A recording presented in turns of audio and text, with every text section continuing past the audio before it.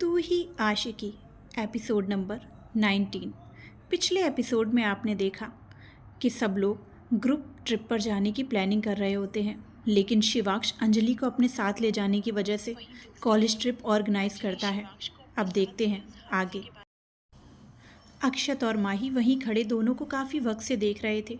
माही ने अक्षत को देखा और बोली, क्या अंजलि ही वो लड़की है जो शिवाक्ष की ज़िंदगी में आ रही है? अक्षत मुस्कुराया और बोला, दोनों को देखकर तो यही लगता है।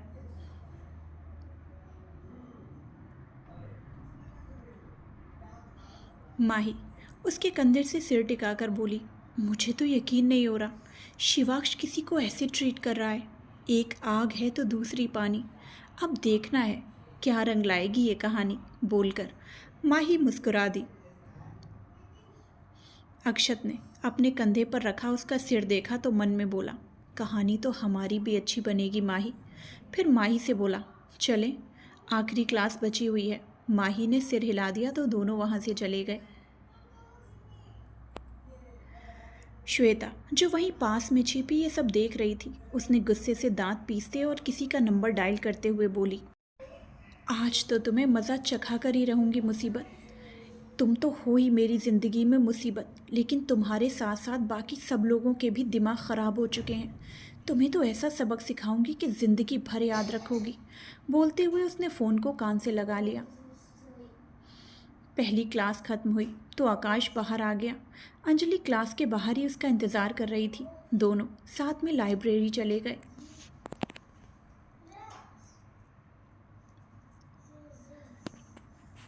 राजीव कॉलेज ग्राउंड में आया तो श्वेता और मालविका भी उसे वहीं दिख गई। राजीव उनके पास चला गया। उसने श्वेता का हाथ पकड़ा और बोला, अच्छा सॉरी श्वेता, मुझे सच्ची में नहीं पता था कि नीचे तू खड़ी है और मैं तेरी, और वो सैंडल बिल्कुल नहीं फेंका था। तू तो मेरी कितनी अच्छी दोस्त है, तेरे साथ तो मैं ऐसा कभी नहीं कर सकता। श्वेता ने अपना हाथ उसके हाथ से छुड़ा लिया और दूसरी ओर देखने लगी।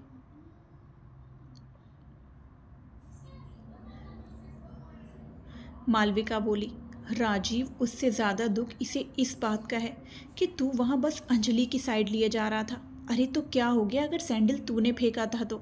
सैंडल था तो उसका ना, और श्वेता को भी तो सैंडल लगा ही था ना। अगर उसको भी लग जाता तो इसमें क्या हो जाता? तुझे श्वेता का साथ देना चाहिए था, उसका नहीं। राजीव ने श्वेता की ओर देखा और बोला, देखो, तुम मेरी दोस्त हो और हमेशा रहोगी, लेकिन अब वो भी मेरी दोस्त है और तुम्हें सैंडल लगना एक एक्सीडेंट था। मैं तुम्हें उसको जानबूझकर सैंडल कैसे मारने दे सकता था, जबकि गलती उसकी थी भी नहीं।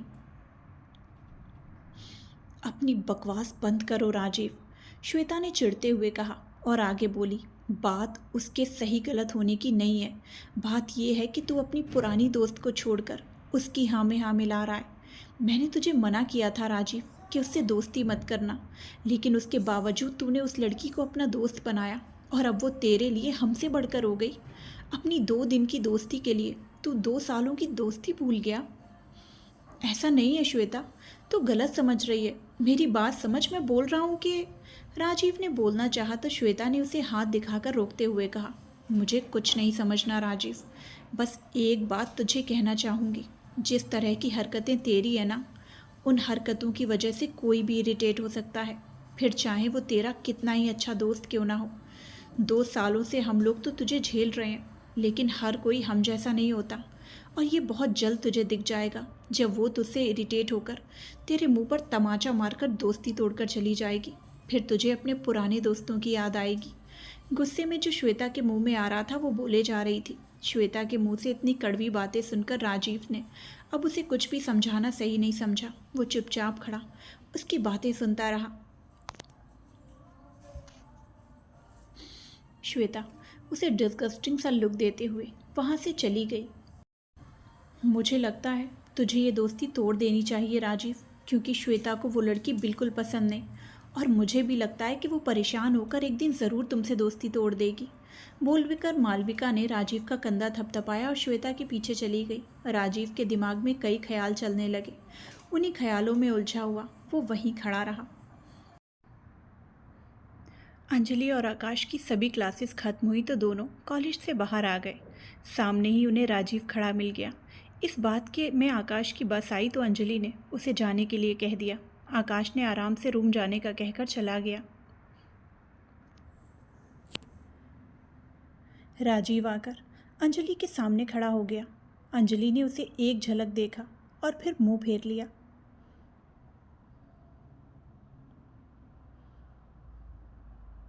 राजीव हल्का हंस दिया और बोला, नाराज हो क्या?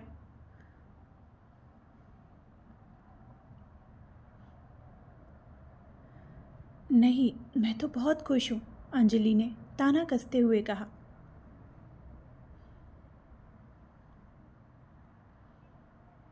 राजीव ने उसके बने हुए मुंह को देखा और बोला, फिर ठीक है, खुश ही रहा करो। अंजलि गर्दन टेढ़ी करके उसे देखने लगी। राजीव भी उसी की तरफ उसे देखने लगा। अंजलि नाराज़गी से बोली, एक तो आपने मुझे क्लास में डांट पड़वाई, उसके बाद क्लास से बाहर निकलवा दिया और ऊपर से आपने मेरी सैंडल फेंक कर मुझे श्वेता से भी डांट पड़वाई, और फिर भी आपका मन नहीं भरा तो शिवांश के सामने मुझे फंसा कर निकल गए। ऐसा क्यों करते हैं आप? और अभी कौन सी नई शरारत करके मुझे परेशान करने आए हैं? राजीव ने आंखें बंद की और बोला, नहीं, अभी तो बस बात करने आया था। पता नहीं क्यों परेशान करता हूँ। बस इतना पता है कि परेशान किए बिना दिल नहीं लगता। जब तक कुछ ऐसा ना कर लूँ तब तक दिन नहीं गुजरता, या यूँ कहें कि इसके बिना ज़िंदगी हंसने का और कोई मौका नहीं देती। बोलते हुए राजीव फीका सा हंस दिया और फिर उसके चेहरे पर उदासी घिर आई। अंजलि ने उसके आवाज़ की नमी महसूस कर ली थी। वो एकटक राजीव को देखने लगी। राजीव ने उसका घूरना महसूस किया तो आंखें खोल लीं और नॉर्मल होते हुए बोला, ये हरकतें मुझे कुछ पल हंसा देती हैं, लेकिन सामने वाले के लिए इरिटेटिंग और बचकानी हो जाती हैं। मेरे जैसा दोस्त आज तक शायद नहीं देखा होगा तुमने, जो दोस्त दोस्त करके दुश्मन बना फिरता है। हमारी दोस्ती शायद तुम्हारे लिए अच्छी साबित नहीं होगी, तो मुझे लगता है कि ये दोस्ती आगे नहीं चलनी चाहिए। तो अभी तक जो था मैं उसको ख़त्म करता हूँ। हमारी दोस्ती सिर्फ 2 दिन की ही थी, आज के बाद से हम दोस्त नहीं हैं। सो गुड बाय अंजलि, कहकर राजीव वहाँ से चला गया। अंजलि कुछ बोलने लगी कि इतने में राजीव जल्दी से वहाँ से निकल गया। अंजलि उसे देखती रही। उसे समझ में नहीं आया कि राजीव ऐसे अचानक से क्यों चला गया।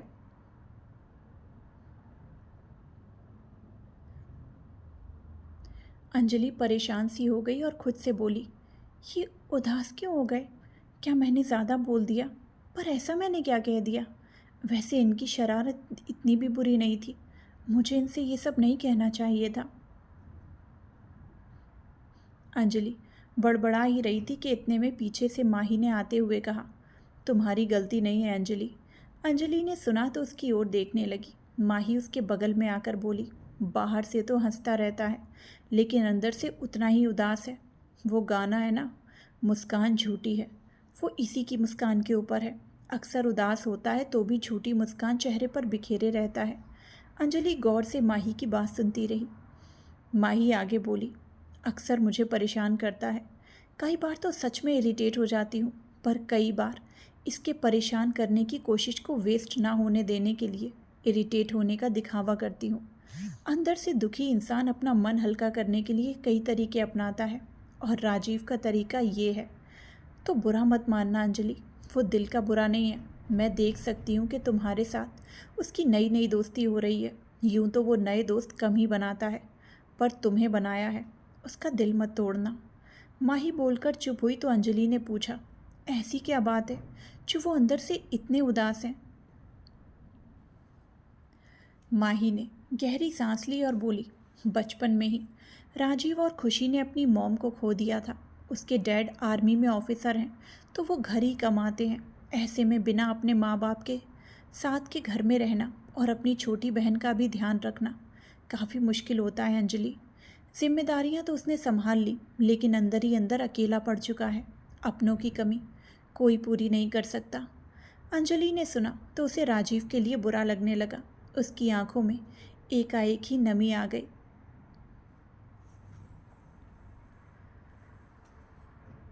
अक्षत आया तो माही को लेकर वहाँ से निकल गया। अंजलि भी गुमसुम सी अपने रूम की तरफ चल दी।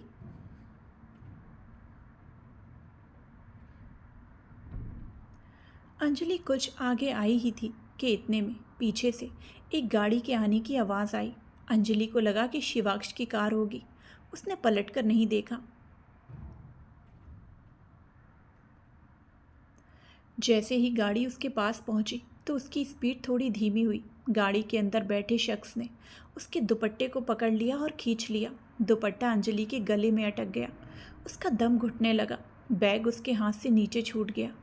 गाड़ी की स्पीड जो कुछ पल को धीमी हुई थी वो फिर से तेज़ हो गई। गाड़ी के अंदर बैठा शख्स अंजलि के गले को दुपट्टे में उलझाकर घसीटने की तैयारी में था कि इतने में अंजलि ने हिम्मत करके जल्दी से अपने गले से दुपट्टा निकाल दिया। गाड़ी तेज़ी से आगे निकल गई। अंजलि ने गाड़ी को देखा तो वो शिवाक्ष की नहीं थी। अंजलि की सांसें तेज़ चलने लगी। गाड़ी के साथ घसीटे जाने का ख्याल उसे डराने लगा। अगर वो दुपट्टा निकालने में 1 सेकंड की भी देरी करती तो वो अभी वहाँ सही सलामत खड़ी नहीं होती। कुछ आगे जाकर वो गाड़ी रुक गई और पीछे की ओर आने लगी। अंजलि समझ चुकी थी कि जो भी उस गाड़ी के अंदर है वो उसे नुकसान पहुंचाने के इरादे से ही यहाँ आया है। अंजलि अपने कदम पीछे की ओर लेने लगी। तभी एक और गाड़ी वहाँ पर आई तो अंजलि ने पीछे मुड़कर देखा। गाड़ी शिवाक्ष की थी। अंजलि जल्दी से उसकी गाड़ी की ओर भागी। शिवाक्ष ने उसे ऐसे देखा तो जल्दी से गाड़ी रोकी और बाहर निकल गया। अंजलि झट से आकर उसके सीने से लग गई। उसकी सांसें बेहद तेज थीं। शिवाक्ष ने गाड़ी को देखा, फिर नंबर पढ़ने लगा। गाड़ी वाले ने अंजलि का दुपट्टा बाहर फेंका और वहां से जल्दी से गाड़ी लेकर निकल गया।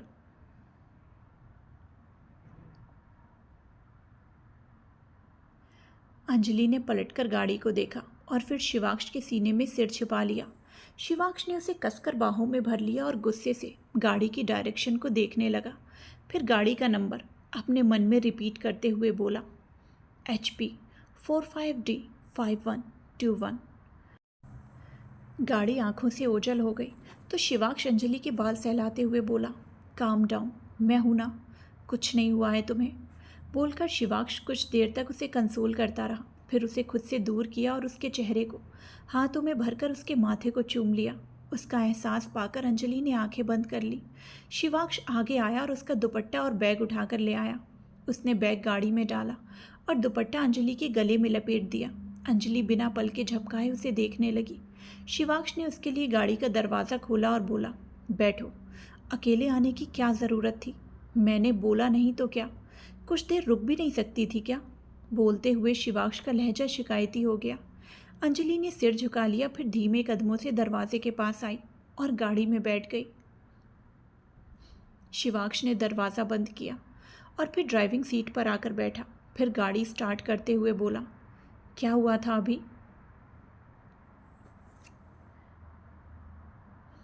शिवाक्ष के पूछने पर अंजलि ने उसे अभी के हुए इंसिडेंट के बारे में सब बता दिया। शिवाक्ष ने स्टीयरिंग पर पकड़ कसी और बोला, मतलब कोई जानबूझकर चोट पहुंचाने आया था, पर तुम्हारी यहाँ पर किसी से क्या दुश्मनी? बोलकर शिवाक्ष सोच में पड़ गया।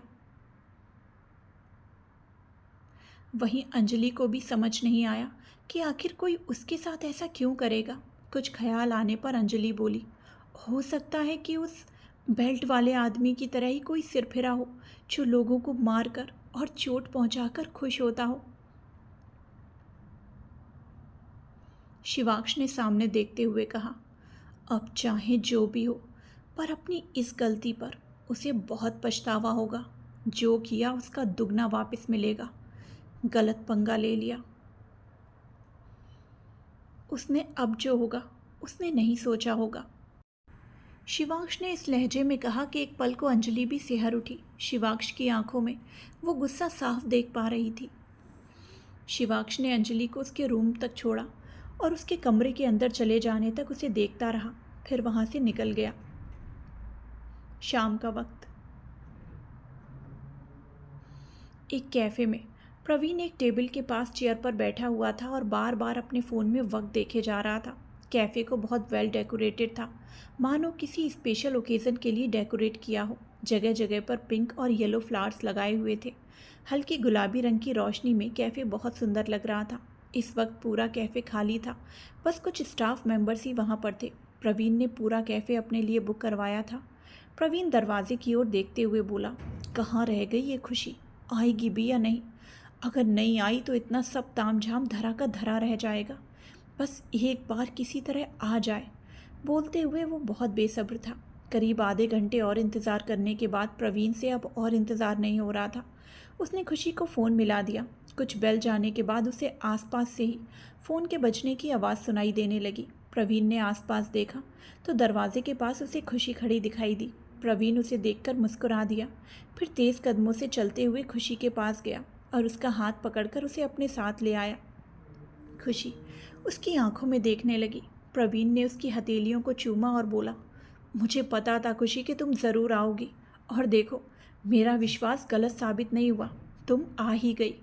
खुशी ने कोई जवाब नहीं दिया तो प्रवीण उसकी चुप्पी का कारण भांपते हुए बोला, आई एम सॉरी खुशी, मैं जानता हूँ कि तुम अभी भी मुझसे नाराज़ हो और मैं अपनी उस गलती के लिए तुमसे माफ़ी मांगता हूँ। प्लीज़ मुझे माफ़ कर दो। बोलकर प्रवीण ने टेबल पर रखा वास में से एक गुलाब का फूल निकाला और घुटने के बल खुशी के सामने बैठकर उसकी ओर बढ़ा दिया। खुशी ने कुछ पल उसे देखा और फिर गुलाब का फूल लेकर उसे उठाते हुए बोली, मैंने माफ़ किया प्रवीण। घर जाकर मैंने बहुत सोचा, फिर मैं समझी कि शायद तुम्हारा भी ये पहला रिलेशनशिप है, तो तुम्हें नहीं पता कि किन बातों का ध्यान रखना चाहिए। प्रवीण ने सुना तो चैन की सांस ली और बोला, थैंक गॉड खुशी, तुम समझी तो सही, वरना मुझे तो लगा था कि तुम नहीं समझोगी। खुशी ने गहरी सांस ली और बोली, प्रवीण, मैं तुम्हें पसंद करती हूँ और तुम्हारे लिए लॉयल हूँ, बस तुम मुझे धोखा मत देना। प्रवीण ने उसे गले से लगाया और बोला, कभी नहीं खुशी, मैं भी तुम्हारी बहुत फिक्र करता हूँ, तुम्हारे बिना मेरा कुछ भी नहीं हो सकता। बोलकर वो खुशी की पीठ पर हाथ फेरने लगा। खुशी उससे अलग हुई और आसपास देखते हुए बोली, यहाँ पर आसपास कोई और क्यों नहीं दिख रहा? प्रवीण ने मुस्कुराकर कहा, क्योंकि मैंने ये पूरा कैफ़े हमारे लिए बुक किया है और इतना डेकोरेशन भी मैंने खास तुम्हें मनाने के लिए किया है। क्या तुमने ये सब सिर्फ मेरे लिए किया प्रवीण? खुशी ने पूछा तो प्रवीण ने सिर हिला दिया। खुशी मुस्कुरा दी। प्रवीण ने बैकग्राउंड म्यूज़िक चलवा दिया और खुशी को कमर से थामे उसके साथ डांस करते हुए बोला, कल की ट्रिप पर चल रही हो ना खुशी? खुशी कुछ बोलती इससे पहले ही प्रवीण बोल उठा, देखो मना मत करना खुशी, चलो ना, मैं भी चल रहा हूँ। खुशी ने गहरी सांस ली और बोली, मैं हाँ ही कहने वाली थी प्रवीण, कहीं बाहर जाने का बहुत मन है और वो भी दोस्तों के साथ जाया जाए तो इससे अच्छा और क्या ही होगा। प्रवीण उसे उठाकर गोल घुमाते हुए बोला, थैंक यू सो मच खुशी, मैं बता नहीं सकता कि तुम्हारी हाँ से मैं कितना खुश हूँ। वैसे मैंने तुम्हारे दोस्तों को कहते सुना था कि अगर तुम नहीं जाओगी तो वो लोग भी नहीं जाएंगे, तो तुम उन्हें भी बता देना कि तुम चल रही हो ताकि वो लोग भी साथ चल सकें। खुशी ने सिर हिला दिया। दोनों ने खाना खाया और फिर प्रवीण ने उसे उसके घर ड्रॉप कर दिया। रात का वक्त। अंजलि सोने की कोशिश कर रही थी लेकिन आंखों में नींद नहीं थी। आज का इंसिडेंट उसकी आंखों के सामने घूमे जा रहा था। वो बैल्कनी में आकर खड़ी हो गई और आसमान में देखने लगी। वहीं दूसरी ओर शिवांश अपने घर के टेरेस पर घूमते हुए किसी से फ़ोन पर बोला, जल्दी उस गाड़ी का पता लगाओ, मुझे वो जल्द से जल्द कल सुबह तक चाहिए, फिर चाहे जैसे भी हो। बोलकर उसने फ़ोन रखा और अंजलि को फ़ोन लगा दिया। आसमान की ओर देखते हुए अंजलि सोच में डूबी ही हुई थी कि उसका फ़ोन बज उठा। उसने फ़ोन को देखा तो बिना नाम सेव किया हुआ नंबर था, लेकिन वो अब इस नंबर को पहचानती थी। उसने फ़ोन उठाया और कान से लगाते हुए बोली, हेलो। सामने से शिवांश बोला, इतनी जल्दी कॉल उठा लिया, अभी भी जाग रही हो क्या? अंजलि ने आंखें बंद की और बोली, नींद नहीं आ रही तो जागना पड़ रहा है। शिवांश टेरेस की ग्रिलिंग से टिककर खड़ा हुआ और बोला, दोपहर वाली बात से परेशान हो क्या? मैं भूल नहीं पा रही, कोई ऐसा करने की कोशिश क्यों करेगा? और अगर इंटेंशनली किया तो कोई भी रूम तक भी आ सकता है जब मकसद ही चोट पहुंचाना होगा। तो उसको तो वो किसी भी हाल में पूरा करेगा, अंजलि ने खोए हुए से लहजे में कहा। तो शिवांश बोला, सो सकती हो तुम, जैसा दिन में हुआ वैसा अब कुछ नहीं होगा, तो डरने की ज़रूरत नहीं है। कहते हुए अंजलि ने गहरी सांस ली और अंदर कमरे में आ गई। चाहो तो कॉल मत काटना, कॉल चालू रहेगा तो भी कोई दिक्कत नहीं है। अंजलि ने शिवांश की बात सुनी पर कुछ नहीं बोली और कंबल ओढ़कर बेड पर लेट गई। शिवांश भी अपने कमरे में आया और बेड पर लेट गया। कॉल चालू थी लेकिन दोनों के बीच खामोशी थी, मानो इसी खामोशी में दोनों बातें कर रहे हों। कुछ ही वक्त में दोनों को नींद ने अपने आगोश में ले लिया। प्रवीण का घर। एक अंधेरे कमरे में बैठे हुए प्रवीण एक मूविंग चेयर को आगे पीछे झुला रहा था। हाथ में पकड़े फ़ोन में उसने अंजलि की खींची हुई फ़ोटो निकाली हुई थी। फ़ोटो पर वो लगातार हाथ फेरे जा रहा था, चेहरे पर एक एविल मुस्कान लिए हुए। उसने कहा, तुम्हें अपना बनाने की कसम, खाई है बोलकर उसने चेयर को हिलाना बंद कर दिया। फिर एक टक फ़ोटो को देखते हुए बोला, तेरी तस्वीर खींची थी मैंने, अब तस्वीर खींचती है मुझे, बोलकर प्रवीण अजीब तरीके से मुस्कुराने लगा। तभी कमरे की लाइट चालू हो गई। प्रवीण ने सिर घुमाकर देखा तो सामने उसकी मॉम खड़ी थी। रात के 12 बज रहे हैं प्रवीण, इस वक्त तक जागकर क्या कर रहे हो, पूछते हुए उसकी मॉम उसकी ओर आने लगी। प्रवीण चेयर से खड़ा हुआ और बोला, आप यहाँ क्यों आई हैं मॉम, आप सो जाइए ना, जब मुझे नींद आएगी मैं सो जाऊँगा, आप जाइए यहाँ से, बोलकर प्रवीण उन्हें दरवाजे से बाहर ले गया और दरवाज़ा बंद कर दिया। फिर वापस से आकर चेयर पर बैठ गया। सुबह का वक्त। अंजलि की नींद खुली तो उसने देखा कि पूरे कमरे में रोशनी फैल चुकी थी। बाहर से पंछियों के चहचहाने की आवाज़ें आ रही थी। उसने उठकर फ़ोन देखा तो वो बंद पड़ चुका था। अंजलि ने ऑन करना चाहा लेकिन फ़ोन ऑन नहीं हुआ। फिर उसने फ़ोन को चार्जिंग पर लगा दिया। अंजलि ने चार्जिंग देखी तो वो पूरी तरह से ख़त्म हो चुकी थी। फ़ोन को चार्जिंग में लगाकर वो फ्रेश होने चली गई। Police station. एक लड़के को जेल के सेल में बंद किया हुआ था और एक पुलिस कर्मचारी उसे डंडे से मार रहा था। लड़का कराह कर बोला, अरे माफ़ कर दो, मैंने बस उसके पास से सामान चुराने के इरादे से उसका दुपट्टा खींचा था, उसको मारने का मेरा कोई इरादा नहीं था। पुलिस कर्मचारी ज़ोर से डंडे से मारते हुए बोला, तो उसको गाड़ी के साथ घसीटने की कोशिश क्यों की? लड़का ज़ोर से कराहा और बोला, अरे जो करना चाहा था वो बता दिया, इससे ज़्यादा मुझे नहीं पता।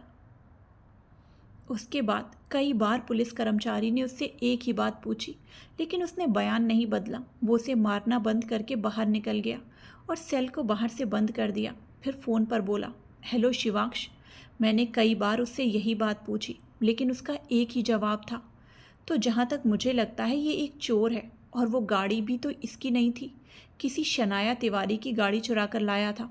उस लेडी ने भी कंप्लेंट की थी और इन सब बातों को जानने के बाद ये बात साबित होती है कि ये चोर ही है और चोरी के लालच में ये सब किया है।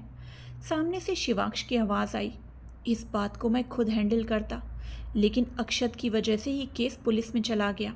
खैर, अगर वो चोर लगता है तो करो जो करना है, उसकी हरकत की सज़ा उसे मिल ही चुकी है, लेकिन बता देना उसे दोबारा इस एरिया में नज़र ना आए वरना पुलिस तो हल्के में छोड़ देगी, लेकिन ऐसी चोरी उसे बहुत भारी पड़ सकती है, बोलकर शिवांश ने फ़ोन रख दिया। अंजलि का रूम।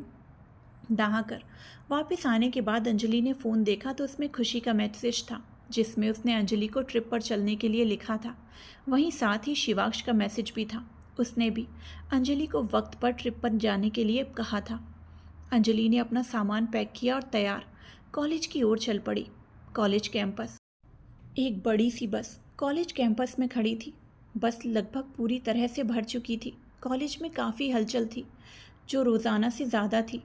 कुछ बच्चे बस में चढ़ चुके थे तो कुछ बच्चे बाहर खड़े होकर उन्हें देख रहे थे। हालांकि ज़्यादा बच्चे ट्रिप पर जाने के लिए तैयार नहीं हो पाए, लेकिन एक बस पूरी भर जाए इतने बच्चे ज़रूर तैयार हो चुके थे। खुशी और आकाश आखिरी की सीट पर बैठे थे और एक सीट उन्होंने अंजलि के लिए भी बचाई हुई थी। खुशी बस को बजाते हुए बोली, इंतहा हो गई इंतज़ार की, आई ना कुछ खबर मेरे यार की। उसके बगल में बैठा आकाश उसका गुनगुनाना सुनकर मुस्कुरा दिया। शिवांश और अक्षत बस के बाहर खड़े थे। तभी सामने से श्वेता अदा के साथ चलते हुए आई। उसने रेड कलर का जंप सूट पहना था और चेहरे पर अच्छा खासा मेकअप भी किया हुआ था। शिवाक्ष के पास आकर श्वेता बोली, मैं आ गई शिवाक्ष, बस भी भर चुकी है, तो चलो चलते हैं। शिवाक्ष ने उसे बस में बैठने का इशारा कर दिया। श्वेता ने अपने आप को देखा और फिर शिवाक्ष को देखने लगी। उसने एक झलक भी श्वेता को नहीं देखा था। अपना इतना तैयार होकर आना श्वेता को अब वेस्ट लग रहा था। श्वेता ने शिवाक्ष से बात करने की कोशिश करते हुए कहा, शिवाक्ष, हम लोग अकेले सिर्फ दोस्त भी तो ट्रिप पर जा सकते थे ना, सब लोगों को ले जाने की क्या ज़रूरत थी?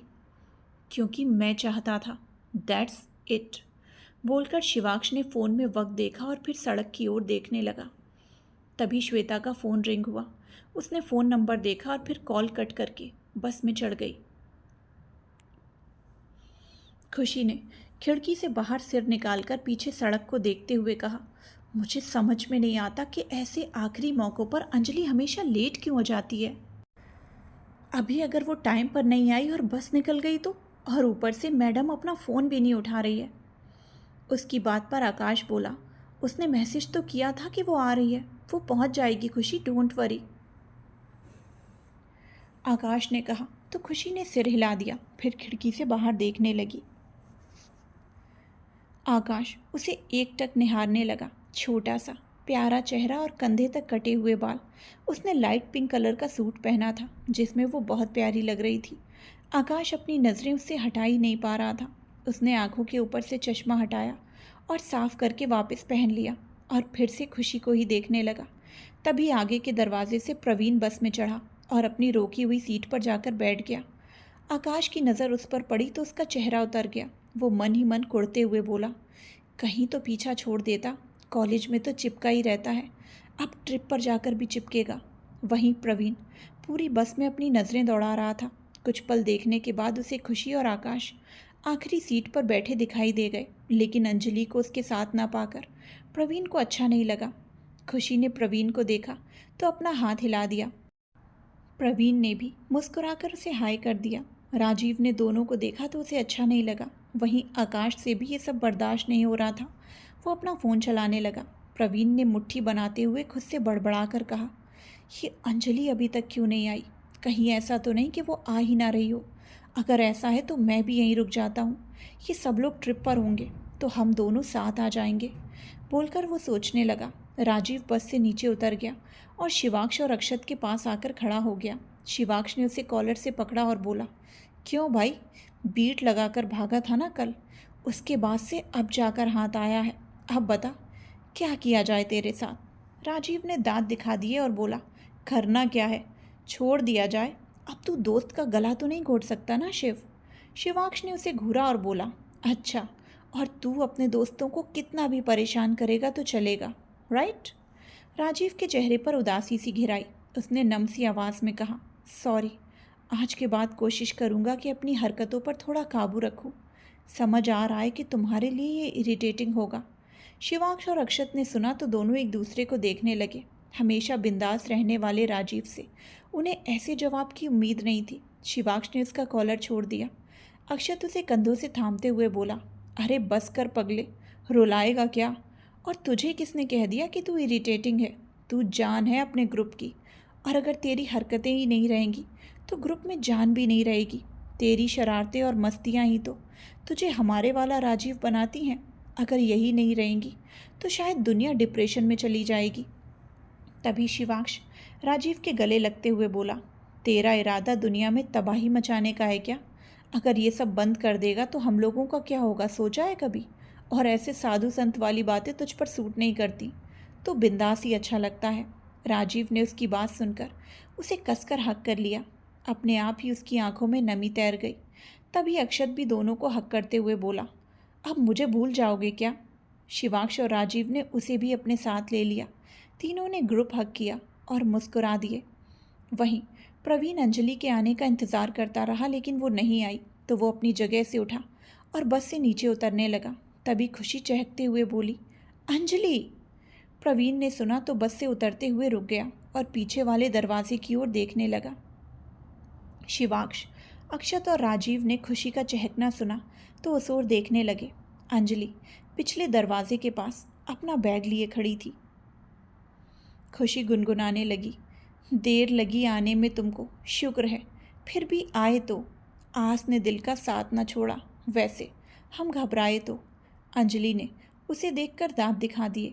शिवाक्ष एकटक उसे देखने लगा। हल्के नीले रंग का सूट और ऊपर से फुलकारी दुपट्टा लिए अंजलि बहुत प्यारी लग रही थी। बालों को समेटकर उसने बन बनाया था, वहीं चेहरे पर बिखरी मुस्कान शिवाक्ष को उसे एकटक देखते रहने के लिए मजबूर सा कर रही थी। आकाश ने आकर अंजलि का बैग लिया और अंजलि का हाथ पकड़कर उसे बस में ऊपर खींच लिया। श्वेता ने अंजलि को भी ट्रिप पर आते देखा तो उसका पारा बहुत हाई हो गया। गुस्से से उफनती हुई सांसें लेते हुए वो बाहर की ओर देखने लगी और मन में बोली, ये यहाँ कैसे आ गई? क्या इसको कुछ भी नहीं हुआ? मुसीबत कहीं की। प्रवीण की नज़र अंजलि पर चली गई तो वो भी टकटकी लगाए उसे देखने लगा। आकाश ने अंजलि का बैग लिया और बस के लगेज कंपार्टमेंट में रखवा दिया। अंजलि के आते ही शिवाक्ष, अक्षत और राजीव भी बस में चढ़ गए। श्वेता आंखों पर सनग्लासेस चढ़ाए सबसे आगे वाली सीट पर बैठी थी। अपने बगल में एक सीट खाली रखी थी और उसकी नज़रें शिवाक्ष पर थी। उसे उम्मीद थी कि वो यहाँ आएगा और उसके साथ बैठेगा, क्योंकि उस जगह के अलावा बस में अब कोई जगह खाली नहीं बची थी। सभी लोगों ने अपनी अपनी जगह पकड़ ली थी। इतने में प्रिंसिपल और वाइस प्रिंसिपल भी बस में चढ़ गए। श्वेता के पास खाली सीट देखकर दोनों उसके पास आकर खड़ी हो गई। प्रिंसिपल उसके बगल में बैठने लगी तो श्वेता बोली, मैम ये जगह शिवाक्ष के लिए है, आप कहीं और बैठ जाइए। शिवाक्ष ने सुना तो बोला, इट्स ओके श्वेता, मैम को बैठने दो, मैं अरेंज कर लूँगा। श्वेता ने सुना तो उसका चेहरा उतर गया। वो गुस्से से प्रिंसिपल को देखने लगी। तभी वाइस प्रिंसिपल बोली, ऐसा करो बेटा, तुम कहीं और जाकर एडजस्ट कर लो, यहाँ पर मैं और मैम बैठ जाते हैं। श्वेता ने सुना तो उसे और गुस्सा आने लगा, लेकिन प्रिंसिपल और वाइस प्रिंसिपल को वो कुछ नहीं बोल सकती थी। उनकी बात मानने के सिवाय उसे और कोई रास्ता नहीं सूझा। वो उस जगह से उठ गई। पीछे वाली सीट पर बैठी माही और मालविका ने उससे कहा, तुम हमारे साथ आ जाओ श्वेता। श्वेता चिड़ी हुई सी उनके पास आई और खिड़की वाली साइड बैठते हुए बोली, मैं कंजस्टेड होकर नहीं बैठ सकती, मेरा दम घुटने लगता है, तो मुझे कंफर्टेबल होकर बैठना है। बोलकर वो काफ़ी सारी जगह घेर कर बैठ गई। माही किनारे पर बैठी थी तो उसके बैठने के लिए जगह नहीं बची। उसने खड़े होते हुए कहा, मेरी भी तबीयत खराब होती है श्वेता, और मुझे भी घुटन हो जाती है, पर इसका मतलब ये नहीं कि तुम दूसरों की जगह भी घेर लो। मुझे लगता है कि तुम थोड़ा खिड़की से सटकर बैठ सकती हो, ताकि मैं भी आराम से बैठ सकूं। श्वेता ने बोरियत भरे लहजे में कहा, ओह प्लीज़ माही, मुझे ज्ञान मत दो, मुझे तंग होकर नहीं बैठना। अगर तुम यहाँ नहीं आ रही तो तुम कहीं और जाकर बैठ जाओ। माही को श्वेता की ऐसी हरकतों पर गुस्सा आ रहा था, लेकिन इसके बावजूद उसने कुछ नहीं कहा। तभी अक्षत बोला, माही तू यहाँ आ जा, इधर खिड़की वाली सीट के पास आकर बैठ जा। अक्षत और राजीव साथ बैठे थे और शिवाक्ष उनके पास बैठने वाला ही था, लेकिन अक्षत ने माही को बुला लिया था। माही उनकी सीट पर आकर खिड़की वाली साइड बैठ गई और बाहर देखने लगी। अक्षत उसके बगल में बैठा और राजीव किनारे पर। शिवाक्ष ने देखा कि अब पूरी बस भर चुकी है और कहीं भी जगह नहीं बची, तो वो एक जगह खड़ा हो गया। श्वेता ने उसे देखा तो सीधी होकर बैठते हुए बोली, शिवाक्ष तुम यहाँ आ सकते हो। शिवाक्ष ने उसकी ओर देखा और बोला, इट्स ओके श्वेता, तुम आराम से बैठो, मैं ठीक हूँ। श्वेता को उसका इनकार करना अच्छा नहीं लगा। वो कुछ बोलने लगी कि इतने में प्रिंसिपल बोली, चलो अब जो लोग आने थे वो आ चुके हैं, अब हमें निकलना चाहिए। उन्होंने कहा तो बस चल पड़ी। अंजलि ने देखा कि सब लोग बैठे हैं और शिवाक्ष ही अकेला रह गया, तो वो थोड़ी सी सीट पर खिसक कर उसके लिए जगह बनाने लगी। आकाश और खुशी ने देखा तो वो भी थोड़े थोड़े टाइट होकर बैठ गए।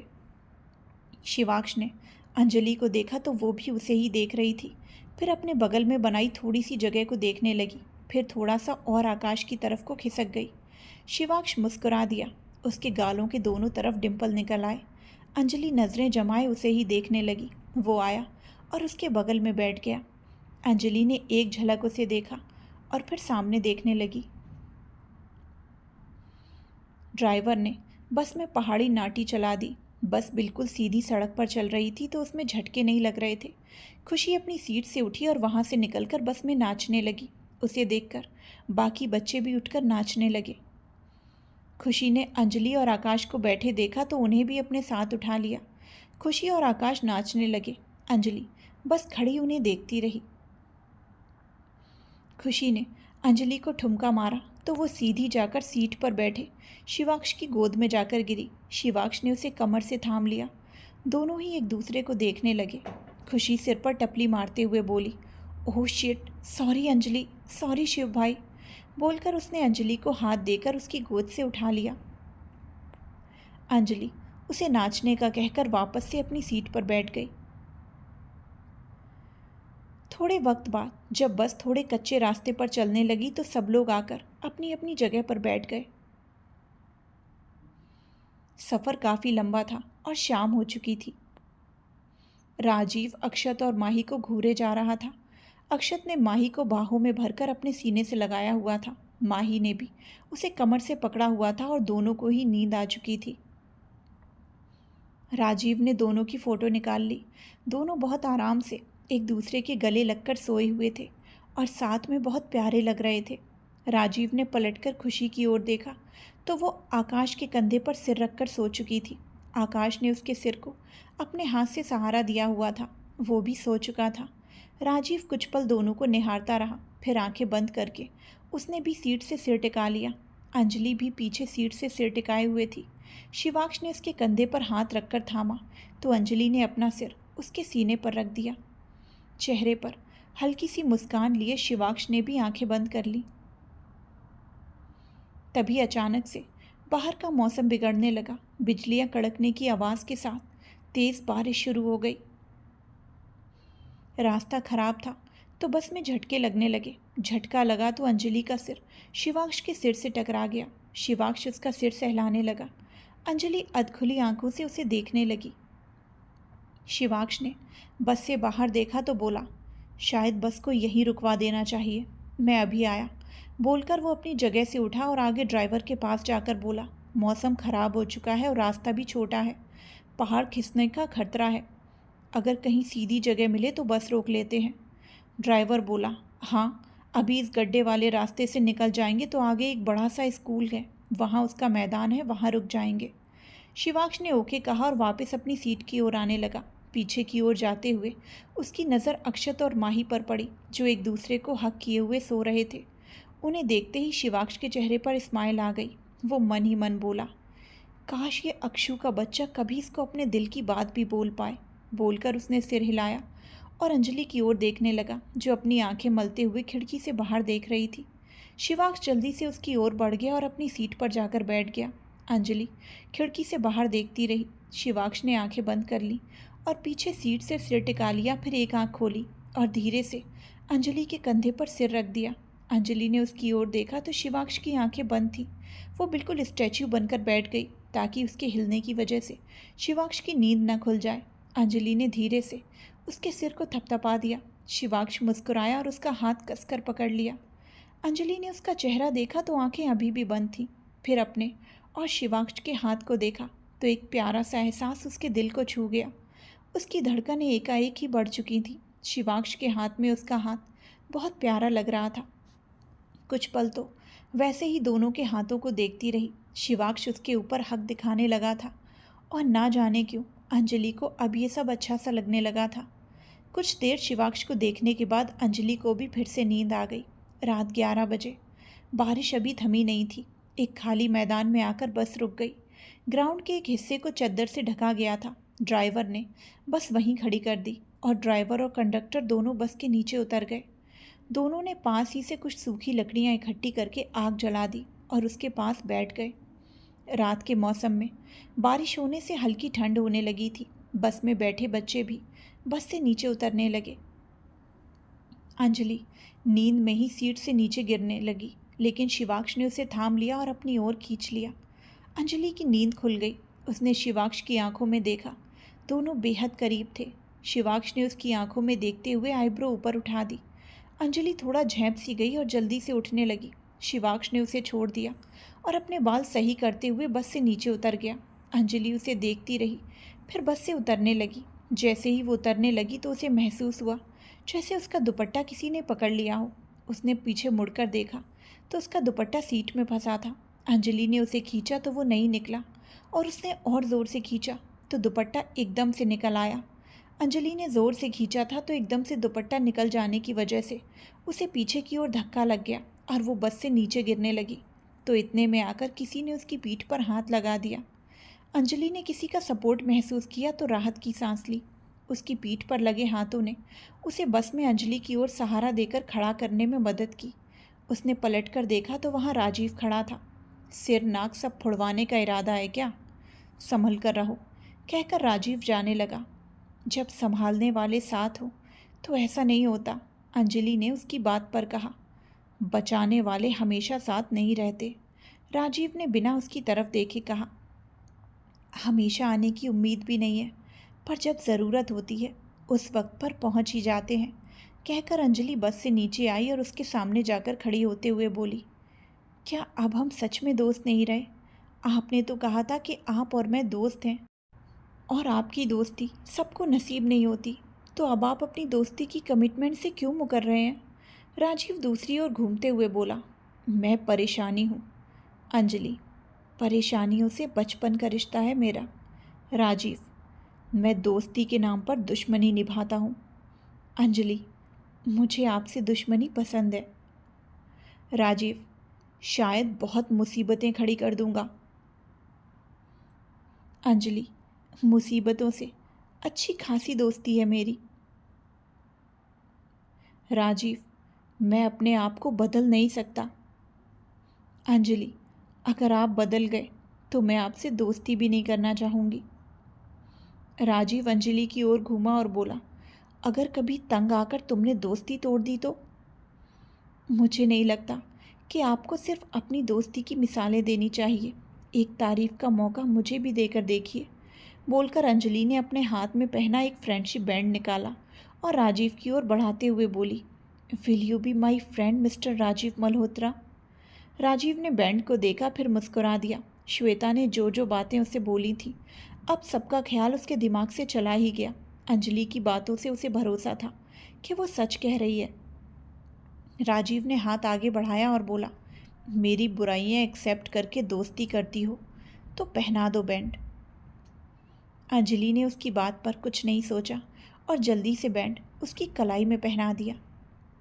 राजीव ने बैंड को देखा और फिर बोला, पक्का दोस्ती नहीं तोड़ोगी ना? अंजलि हल्का मुस्कुराई और बोली, आज तक मुझे जितने दोस्त मिले हैं उनमें से ज़्यादातर मुंह पर अच्छे बनते हैं और पीठ पीछे हमारा बुरा चाहते हैं, लेकिन उनसे अच्छी मुझे आपकी दोस्ती लगी, जो भले ही परेशान करती है लेकिन साथ ही साथ अपने दोस्त की फ़िक्र भी करती है। हमारी दोस्ती टूटेगी इस बात का डर आप अपने दिल और दिमाग दोनों से निकाल दीजिए।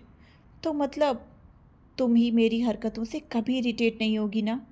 राजीव ने पूछा तो अंजलि मुंह बनाते हुए बोली, इरिटेशन का तो पता नहीं, लेकिन अगर आपकी मस्तियाँ नहीं रहेंगी तो राजीव मल्होत्रा नहीं लगेगा, और आपकी शरारतें किसी की भी उदास ज़िंदगी में हंसी लाने के लिए काफ़ी हैं। अगर ज़िंदगी में कोई इंसान ना हो तो बहुत कुछ मिस हो जाता है। राजीव के चेहरे पर मुस्कान आ गई। उसने गहरी सांस ली और अंजलि से हाथ मिलाने के लिए अपना हाथ आगे बढ़ा दिया। अंजलि चेहरे पर मुस्कान लिए उसके हाथ से हाथ मिलाने लगी तो इतने में राजीव ने अपना हाथ पीछे खींच लिया और बालों में हाथ फेरने लगा। अंजलि ने उसे घूर कर देखा तो राजीव ने आंख मार दी और अंजलि की नाक खींचकर वहाँ से भाग गया। अंजलि अपनी नाक मलते हुए मन में बोली, ना जाने क्यों लग रहा है जैसे माँ के बिना बचपन पूरा ही नहीं हुआ। शायद ये बात सच भी है, माहिदी सही कह रही हैं। बोलते हुए अंजलि ने इरिटेशन से उसका नाम पुकारा और उसके पीछे भाग गई। श्वेता बस के बाहर घूमने जा ही रही थी कि एक बार फिर उसका फ़ोन बजने लगा। अनजान नंबर देखकर उसने फ़ोन काट दिया। कॉल कट होते ही एक बार फिर से फ़ोन बज उठा। इस बार उसने फ़ोन उठा लिया और बोली, कौन है? क्यों फ़ोन कर रहे हो बार बार? सामने से आवाज़ आई, करण बात कर रहा हूँ। उस लड़की को चोट पहुँचाने का काम दिया था ना तुमने मुझे? श्वेता ने चिढ़ते हुए कहा। ओह तुम, एक नंबर के नाकारा आदमी, एक काम दिया था वो भी नहीं होता तुमसे। आज फिर सामने आ गई वो, और एक खरोच तक नहीं है उसको। क्या काम किया है तुमने? पैसे तो ऐसे मांग रहे थे जैसे उसकी जान ही ले लोगे, लेकिन एक बाल तक नहीं हिलाया तुमने उसका। सामने से आवाज़ आई, तुम्हारे चक्कर में मैं पुलिस स्टेशन पहुंच गया, लेकिन पुलिस के कई सारे डंडे खाने के बाद भी मैंने तुम्हारा नाम नहीं लिया। और मैंने पूरी कोशिश की उसको चोट पहुंचाने की, लेकिन पता नहीं कहाँ से एक लड़का वहां आ गया और उसकी वजह से सारा खेल बिगड़ गया, वरना मैं तुम्हारा काम बहुत अच्छे से करता। श्वेता ने मुंह बनाया और बोली, ओह प्लीज़, चाहे जो भी हो, आखिर में बात क्या है कि तुम मेरा काम नहीं कर पाए और मुझे बचाकर तुमने कोई एहसान नहीं किया। पैसे दिए थे मैंने तुम्हें, और अगर कुछ बोलते भी तो पुलिस तो शायद तुम्हारा कुछ नहीं करती, लेकिन मैं तुम्हें जीने लायक नहीं छोड़ती। करण आगे कुछ बोलने लगा, इतने में पीछे से कांस्टेबल की आवाज़ आई, ओए लड़के बस करो, तुम्हारा टाइम पूरा हो गया, चलो वापस अंदर। करण कांस्टेबल की बात को इग्नोर करते हुए जल्दी से धीमी आवाज़ में बोला, चोरी का इल्ज़ाम लगा है उस गाड़ी के ऊपर जो तुम्हारी माँ की थी और तुमने मुझे दी थी। मुझे जल्दी यहाँ से बाहर निकालो, मैं जेल में नहीं रह सकता। लड़के ने कहा कि इतने में कांस्टेबल ने आकर उससे फ़ोन लिया और काट दिया। श्वेता ने मुंह बनाया और बोली, पता नहीं कैसे कैसे लोग मिलते हैं। बोलते हुए उसकी नज़र शिवाक्ष पर गई जो फ़ोन में बिजी था। श्वेता उसकी ओर चली गई। शिवाक्ष ने बात पूरी करके फ़ोन रखा तो श्वेता बोली, मौसम ठंडा होने लगा है ना शिवाक्ष? शिवाक्ष ने सुना तो सिर हिला दिया और बोला, हाँ श्वेता, इस बारिश के साथ ठंड की शुरुआत हो चुकी है। श्वेता ने अपनी बाजू को देखा जिस पर सर्दी से रोंगटे खड़े हो चुके थे। उसने दूसरे हाथ से बाजू को मलते हुए कहा, मुझे ठंड लग रही है। शिवाक्ष ने थोड़ी दूर जल रही आग को देखते हुए कहा, वो उन लोगों ने आग जलाई हुई है। श्वेता ने उस ओर देखा और फिर शिवाक्ष का हाथ पकड़ते हुए बोली, चलो ना शिवाक्ष, तुम्हें भी तो ठंड लग रही होगी ना। शिवाक्ष ने अपने और उसके हाथ को देखा और फिर अपना हाथ पीछे लेते हुए बोला, मुझे ठंड नहीं लग रही श्वेता, तुम जाओ। कहकर शिवाक्ष वहाँ से चला गया। अंजलि राजीव के पीछे भाग रही थी। राजीव बस के इर्द गिर्द चक्कर लगाने लगा। कुछ चक्कर लगाने के बाद अंजलि को राजीव दिखाई देना बंद हो गया। उसने आसपास देखा लेकिन वो उसे कहीं नज़र नहीं आया। अंजलि उल्टे कदम लेते हुए बोली, ये चीटिंग है राजीव, आप जानते हैं कि मैं आपको पकड़ ही लूँगी, इसीलिए आप छुप गए हैं। देखिए सामने आ जाइए, आप डरपोक की तरह छुप नहीं सकते। पीछे की ओर कदम लेते हुए वो किसी से टकरा गई। वो हल्का मुस्कुराई और पीछे पलटते हुए बोली, ये हुई ना बात, आप भागिए। बोलते हुए उसने जैसे ही पीछे खड़े शख्स को देखा तो उसके चेहरे से मुस्कान गायब हो गई। पीछे प्रवीण खड़ा था। हालांकि रात के अंधेरे में ज़्यादा कुछ दिखाई नहीं दे रहा था। बस के अंदर जल रही लाइट से बस के इर्द गिर्द उजाला था और उसी रोशनी में अंजलि ने प्रवीण को देखा था। एक पल को उसे वहाँ देखकर वो थोड़ा सा घबरा गई थी। प्रवीण बेमन से मुस्कुराया और बोला, क्या हुआ अंजलि, डर क्यों गई? मैं कोई भूत तो नहीं हूँ? अंजलि ने ना में सिर हिलाते हुए कहा, नहीं ऐसी बात नहीं है, वो तुम अचानक से आ गए तो इसलिए मैं कुछ पल को घबरा गई। प्रवीण ने जेब में हाथ डाले और बोला, तुम मेरे साथ अपने बाकी दोस्तों की तरह क्यों नहीं रहती हो? तुमने मुझे भी तो अपना दोस्त माना है ना, और मैं तो हमेशा से तुम्हारे सपोर्ट में रहा हूँ, लेकिन फिर भी तुम मुझे छोड़कर उन लोगों के साथ दोस्ती निभा रही हो जो लोग तुम्हें परेशान करते हैं। क्या तुम भूल गई हो कि उन्होंने तुम्हारे साथ क्या क्या किया? इसके अलावा मैंने तो तुम्हारे साथ ऐसा कुछ गलत नहीं किया, तो फिर तुम मेरे साथ अपने बाकी दोस्तों की तरह क्यों नहीं रहती हो? अंजलि कुछ बोलने लगी कि इतने में ही राजीव उसके बगल में आकर खड़ा होते हुए बोला, वो क्या है ना प्रवीण कुमार, तुम ना हद से ज़्यादा ही अच्छे हो और अंजलि को इतने अच्छे लड़के पसंद नहीं हैं। She likes bad boys only. Rajiv ने कहा तो अंजलि उसे घूरने लगी। राजीव ने उसे देखकर आंख मार दी। अंजलि ने प्रवीण को देखा और बोली, ऐसा नहीं है प्रवीण, जैसा तुम सोच रहे हो वैसा कुछ भी नहीं है। जिन्हें मैंने दोस्त बनाया है मैं उनके साथ एक जैसे रहती हूँ। बाकी कुछ चीज़ें दोस्तों के स्वभाव के ऊपर डिपेंड करती हैं। तुमसे जो बातें करनी सही हैं मैं तुम्हारे साथ वही बातें करती हूँ। इस पर प्रवीण बोला, मेरा नेचर भी घुलने मिलने वाला है, पर फिर भी तुम खुशी और आकाश की तरह मुझे अपना अच्छा दोस्त नहीं मानती हो। अंजलि कुछ बोलने लगी कि इतने में राजीव बोल उठा, मुझे नहीं लगता कि तुम्हें उसे सिखाना चाहिए कि उसे किससे कैसे बात करनी है और किससे नहीं। वो जो करती है ठीक है। प्रवीण ने राजीव को देखा और बोला, मुझे लगता है कि मैंने जिससे सवाल किया उसे ही जवाब देना चाहिए। राजीव ने सर्द आंखों से उसे देखा और बोला, जो मेरे दोस्त हैं उन पर मेरा हक है और अपने दोस्तों की तरफ से जवाब देना मैं अपनी जिम्मेदारी समझता हूँ, और अगर तुम्हें इससे दिक्कत है तो मैं इसमें कुछ नहीं कर सकता। तुम बेशक दिक्कत रख सकते हो। प्रवीण ने अपनी मुट्ठियाँ बांध ली। फिर दोनों को एक नज़र देखकर वहाँ से चला गया। राजीव अंजलि के सामने गया और उसके माथे पर हाथ रखकर उसे पीछे धकेल दिया और बोला, देखो मैं तुम्हारा रूलर नहीं हूँ, लेकिन फिर भी एक बात ज़रूर कहना चाहता हूँ, ये लड़का मुझे सही नहीं लगता, दूर रहा करो इससे।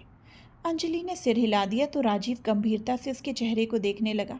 अंजलि भी उसके सीरियस चेहरे को देखने लगी। राजीव ने जल्दी से उसकी नाक खींची और वहाँ से भाग गया। अंजलि उसके पीछे भागने लगी और बस के पिछले साइड पर आकर जैसे ही मुड़ने को हुई तो सामने से आते शिवाक्ष से टकरा गई। आउच कहते हुए शिवाक्ष अपनी नाक सहलाने लगा। आई एम सॉरी, मैंने जानबूझकर नहीं किया, बोलकर अंजलि फिक्र से उसे देखने लगी। शिवाक्ष अपने कदम उसके नज़दीक बढ़ाते हुए बोला, सॉरी वॉट सॉरी, क्या करूं मैं तुम्हारे सॉरी का? नाक तोड़कर सॉरी बोलने से बच जाओगी क्या? उसे आगे बढ़ता देखकर अंजलि पैर पीछे लेने लगी और कुछ ही कदम चलकर पीछे बस से उसकी पीठ लग गई। शिवाक्ष उसके नज़दीक आकर खड़ा हो गया और उसके दोनों ओर बस से अपने हाथ टिका दिए।